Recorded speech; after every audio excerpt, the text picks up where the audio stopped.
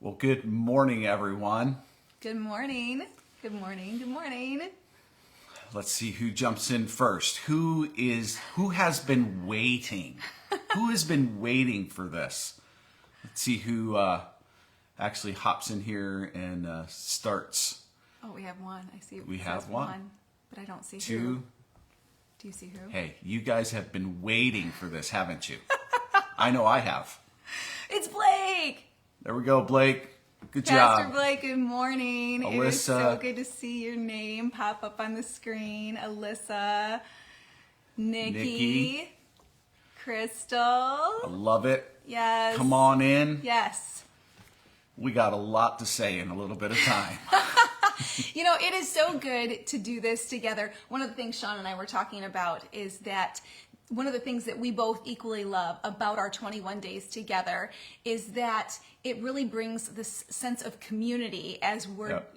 coming together to know God more. And so say hi to one another while you're on there, say hi to the person that maybe you don't get to see. If you go to service 3 and they go to service 1 at Clarkston, be sure this is your moment to say Or hi you're to like them. us, where I go to the Clarkston campus and Lisa goes to the Goodrich campus. And it's only because of work stuff. Yes, I'm absolutely. needed at Clarkston, she's needed at Goodrich to help lead worship with Pastor Blake. So, Yes. we don't get to see each other on Sunday usually. So say hi to one another. Well, Yes. hello. This is why we love 21 days of prayer. And that is what this is all about, as you know, 21 days of prayer, really just pressing in and seeking God, setting aside another portion of our year to focus in on Him. And so excited just to be able to do that with you guys today. Got my cup of joy. Yes, He does. As our good friend Pastor Hal would say, cup of joy. And so we're ready. We've been up and we're ready to go. And That's right. so today we are going to talk about this book, a little bit of a chapter, Secrets of the Secret Place. I really enjoy this book. If you have Yep. not picked it up, can I just encourage you? It is going to be a resource that you do not want to miss out on. And so the church has sold out numerous times on them, but they're restocked again. Be Hey. sure to grab a copy. I have a secret, okay? I have a secret. There's this thing called Amazon. Or you can get it digitally. You can probably even get it with Bob reading it to you. Maybe. So on Maybe. Audible. So there's Bob this, is the author, by the way. there are great tools available for each and every one of us, no matter what your learning disability like me. Oh, okay. Well, today we are going to be talking about listening. The secret of the secret place I am a is great listening. listener. No, I am an absolutely wonderful listener. no, he's not. Anyway, so what we did is we put together some statistics that we looked up on worldmetrics.org. And let me tell you, my friends, there are some interesting stats when it comes to listening. And the first one is this. Did you know that the average person can only listen effectively for about 17 minutes? And so our time is ticking and Time is ticking we better away. keep going. Here we go. Here's another one. Multitasking reduces the ability to listen by 20 to 40%. That's what it says. So this morning, if you're brushing your teeth, maybe you're doing your hair, making breakfast, you need to stop because it's time to listen. We're only going to take 17 minutes. Okay, here's another one. People only retain 10% of what they hear in a lecture. Oh my goodness. As a communicator, that is very convicting to me because you need to get to the point, my You'd be friends, on and point. we're going to do that today. You only retain 10% of what you hear in a lecture. So then of that 10%, people only retain about 17 to 25% of what they hear 2 months later. Can So you believe that? we're taking all of this information, we're writing down, focusing, and hopefully we'll retain 17 to 25% in 2 months. Of the 10%. Yeah, crazy. Okay, here's another one. The good news is that students, good students, are you a good student this morning? That's the question. Students retain 70% of what they learn when they are in active discussion, okay? So that is why we have you type in the chat when we are doing these live. So here you go. Listening matters. Type that, throw that right in. That's the I see assignment. people, they're confessing. They're confessing in the chat. I'm not a good listener. Listening matters. Type right. that in the chat. It really does. And then 85% of what you have learned has happened through listening. And so really, we feel that begs the question, who are you listening to, my that's good. friends? That's Who good. are we listening to? Today, we are going to talk about the secret of listening when it comes to the secret place. And honestly, this was one of the chapters for me where my pen got no downtime. Like I was just highlighting and highlighting and highlighting. It had to work out. And I really feel like it was because it resonated with my spirit. A couple years ago, Sean and I were able to lead a life group for our high school students, and it was all about hearing the voice of God. And it was honestly one of my most favorite life groups that we've ever led. It was fun. Just really kind of teaching the kids what it's like to tune in their ears to hear the voice of the Lord. And one of the things that Bob says in the book is that nothing, hear me, nothing is more sustaining and life-giving than hearing God's voice. And I believe that. Yep. I absolutely believe that. Hearing God he says this, hearing God is the most cherished secret of the secret place. So I feel like we got the best chapter of the book. Throw the rest of the book out. Because Just throw it out. listening, This chapter is the best chapter. that's right. Hearing God is the most cherished secret of the secret place. But to hear him, we need to listen. We need to listen. And you might have heard Kurt's challenge yesterday and thought, man, how am I going to do this? How am I going to talk to God for 20 minutes a day? Can I relieve you of the stress?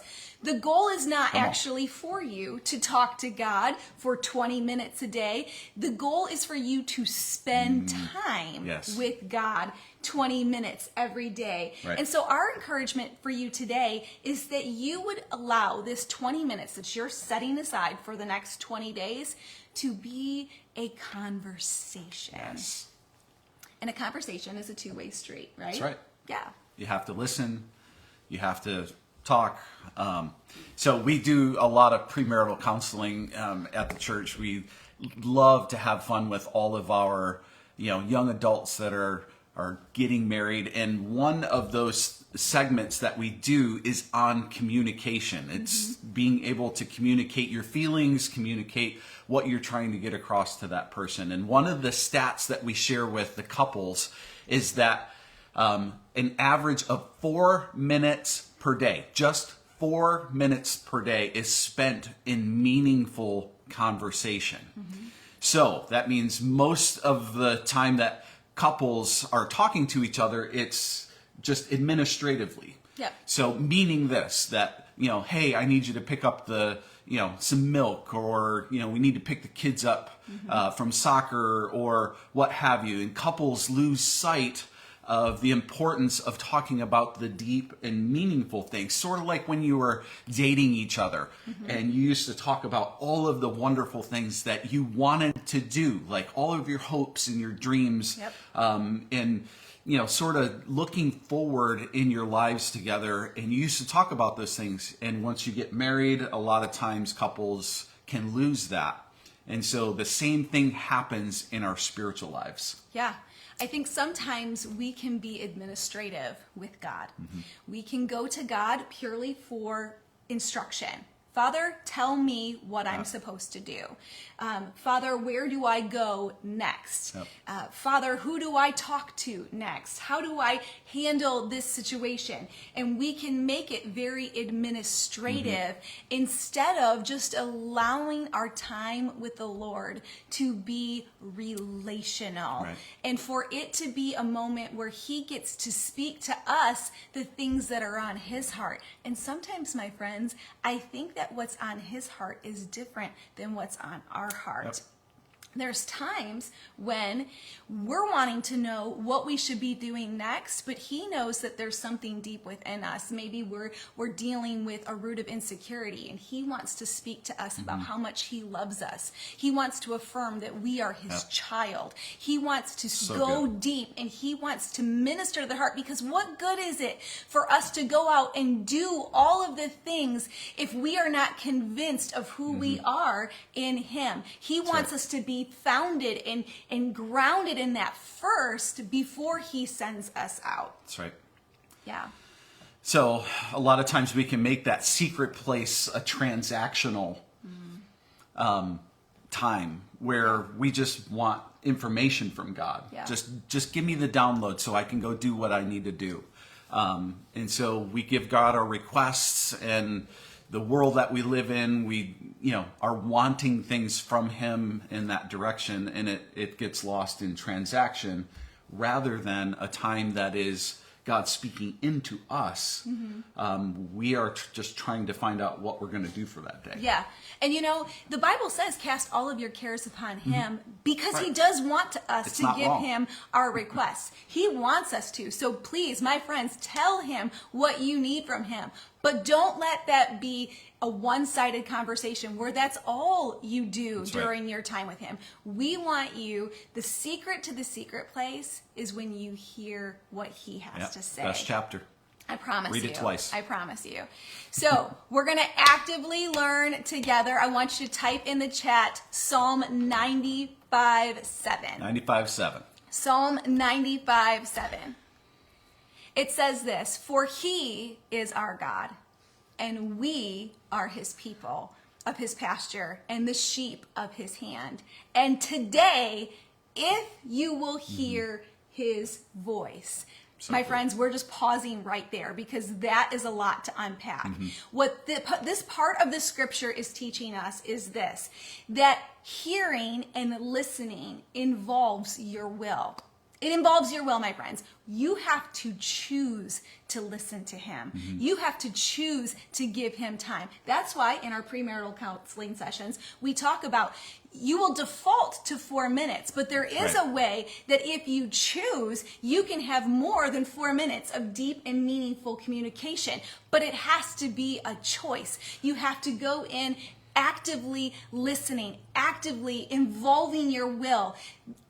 That is what matters most here. And so, how are we going to do that? We're going to set aside time to listen, right? This is a little bit repetitive from what Kurt said yesterday. We need to set aside time, but let's refine it a little bit. Let's zero it in a little bit.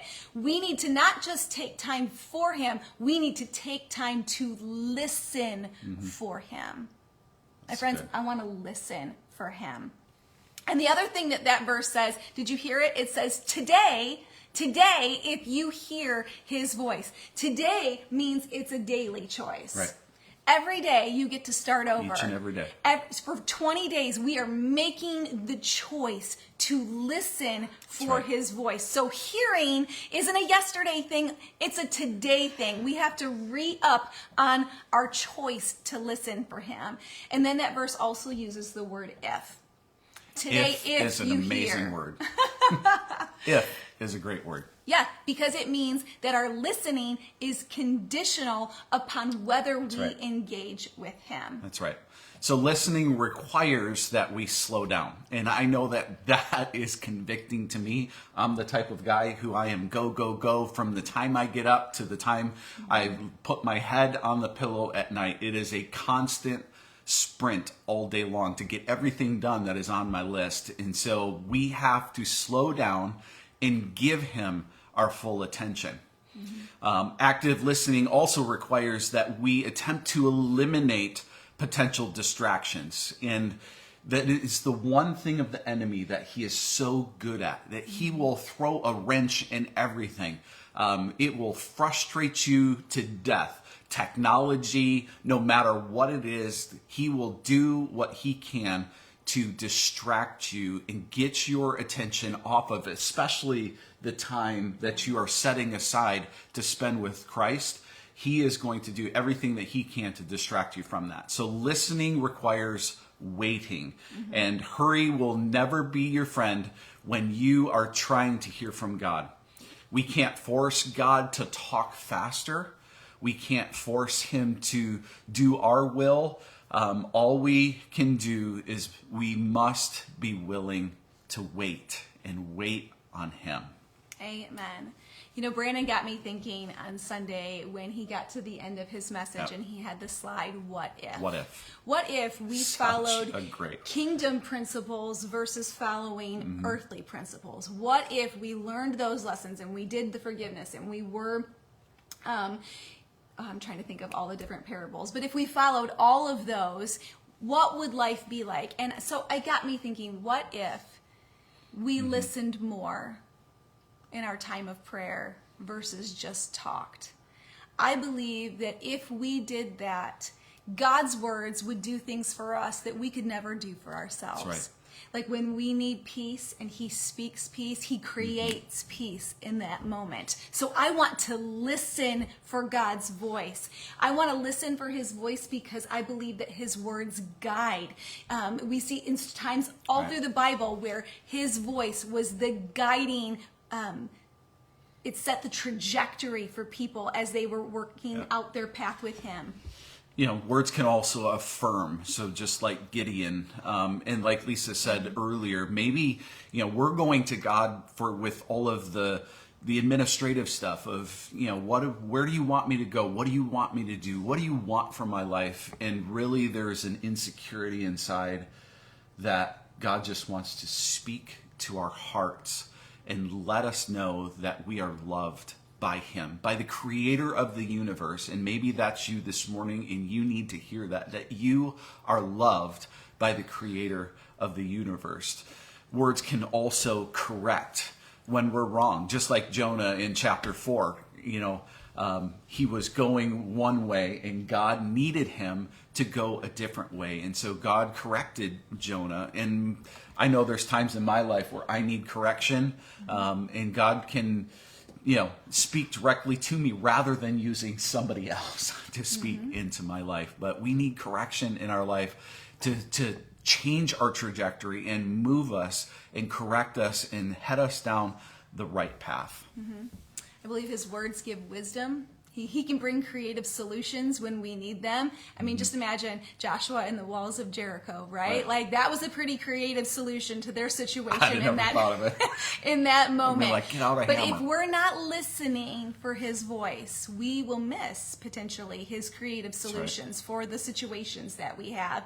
And I believe that his words build faith. The word says that faith comes by hearing and hearing by the word of God. And I believe that means the Bible, but I also mean it believes that the word that he has for us today, the word that he wants to speak to us today. And so we just want to challenge you that as you continue in these 20 days, and you're going to jump in on this challenge of 20 minutes a day for 20 days, would you allow God the chance to do some talking?